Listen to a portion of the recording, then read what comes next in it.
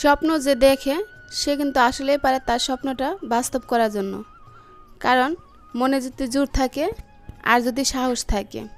আসসালামু আলাইকুম, আমি নীলা বলছি ঢাকা গাজীপুর থেকে। ছোটো ছোটো অংশ নিয়ে ভিডিওটা সাজাইছি, আশা করি আজকের ভিডিওটা আপনাদের ভালো লাগবে। যে যেখান থেকে বসে আমার ভিডিওটা এই মুহূর্তে দেখতেছেন এবং দেখবেন, কাছে কি দূরে, দেশ এবং দেশের বাইরে, আশা করি আল্লাহর রহমতে সবাই সুস্থ আছেন, ভালো আছেন। আলহামদুলিল্লাহ, আপনাদের দুয়ায় ভালোবাসায় আমার পরিবারের সবাইকে নিয়ে আমরাও বেশ ভালো আছি। তো এখানে আসছি আমি বক্স কেনার জন্য। তো এখানে আমি বক্সের কারেন্ট নাই, আসলে জেনারেটর দিয়ে বক্সটা করতেছে, ফিটিং করতেছে। তো আমাদের চালিয়ে দেখাই দিচ্ছে সব কিছু ঠিক আছে কি না। তো এখানে বড় বক্সগুলো যে সেগুলো দেখছি। তো একটা বক্স চলতেছে আর একটা বক্সে আলো জ্বলতেছে না। তো এই যে লাস্টে দুইটা বক্সেরই আলো জ্বলছে ঠিক মতো, সব কিছুই করছে। তো আমি এখানে বক্সের কোয়ালিটিগুলো দেখতে আসছিলাম যে কোন কোয়ালিটি নিলে ভালো হবে। তাই নিচে যেটা দেখছেন প্রথম যেটা দেখালাম ওইটা একটু বড় সাইজ, অনেকটাই বড় সাইজ, ওটার প্রাইসটা বেশি। আর এটা ছোটো সাইজ, এটার প্রাইসটা কম, কারণ ওটার সে এটা অর্ধেকটাই কম, তাই কারণ এর দাম অর্ধেকটাই কম। তাই তো আমি ওইগুলো পছন্দ করে রেখে আসছি। আর যে বলছিলাম যে স্বপ্ন মানুষ দেখলে কিন্তু, যে স্বপ্ন দেখে সেই কিন্তু একমাত্র পারে স্বপ্নটা পূরণ করার জন্য, যদি মনে ইচ্ছা শক্তি থেকে থাকে। তাই স্বপ্ন দেখতে তো না নাই, তাই না? তা আসার পথে এখানে কিন্তু আমি কিছু প্যারা নিয়ে আসছিলাম, তো সেইগুলোই ঢেলে নিলাম।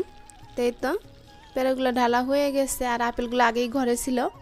তো এখানে রাতের বেলা সোহান বাবা দই নিয়ে আসছিলো, সেটা আপনাদের সাথে শেয়ার করে ফ্রিজে রেখে দিয়েছিলাম। তো সেটা এখন বাইরে থেকে আসছি, একটু গরম লাগতেছে, তো এটা বের করে সবাই মিলে এখন একটু খেয়ে নিব।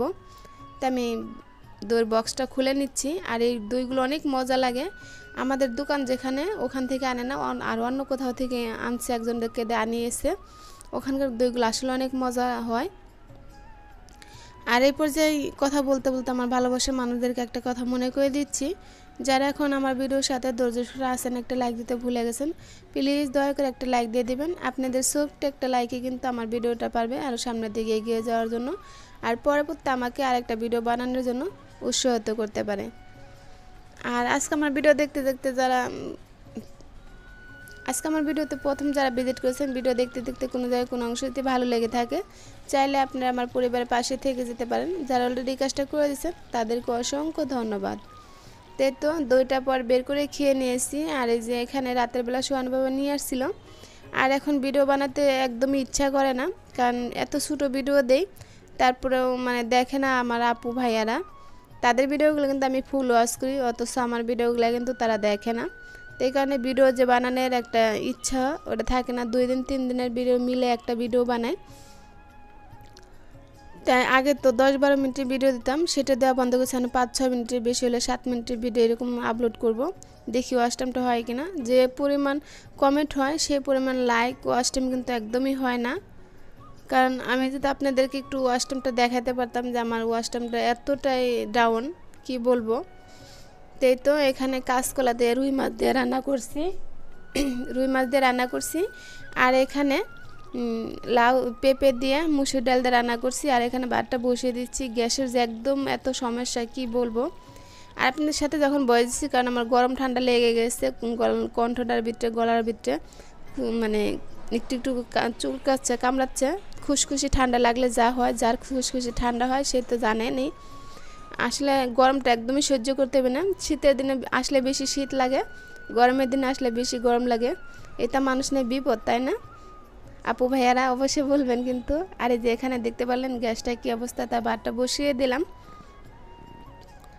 তো বিকাল টাইমে এখানে আমি ড্রাগন ফল আর পেয়ারা কেটে নিচ্ছি।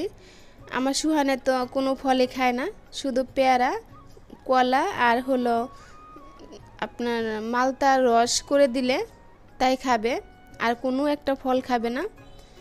তাই পেয়ারা ওই বেশি একটা খায়, আমরা বেশি একটা খাই না। তা আমি যে পেয়ারা নিয়ে আসছি 1.5 কেজি, আবার সোহানের বাবাও 2 কেজি নিয়ে আসছে। তো এই হিসেবে তা ভাবলাম আজকে অনেকগুলো পেয়ারা আছে, তো একটু মরিচের গুঁড়া দিয়ে আমরা একটা পেয়ারা খেয়ে নিই। তা আমি কিন্তু একা খাইনি, শাশুড়ি মা আসছে, ভাগ্নি আসছে, সবাইকে নিয়েই খেয়েছি। তা ভাগ্নিটা ঘুমিয়ে আসছিল, তা আমি ভাগ্নি আর খাইছে না, সোহানে খেয়েছে, আর আমি আর আমার শাশুড়ি মা খেয়েছি। তাই পেয়ারাটা আমি পিস পিস করে কেটে নিলাম। আর এখন একটু মরিচের গুঁড়া লবণ দিয়ে মেখে নিব। আমার ঘরে এই বিট লবণটা ছিল না, সাদা লবণটা দিয়ে মেখে নিয়েছি। এইভাবে পেয়ারা খেতে কিন্তু বেশ ভালো লাগে। আর কে কে খেয়ে থাকেন অবশ্যই কিন্তু একটা কমেন্ট বক্সে কমেন্ট করবেন।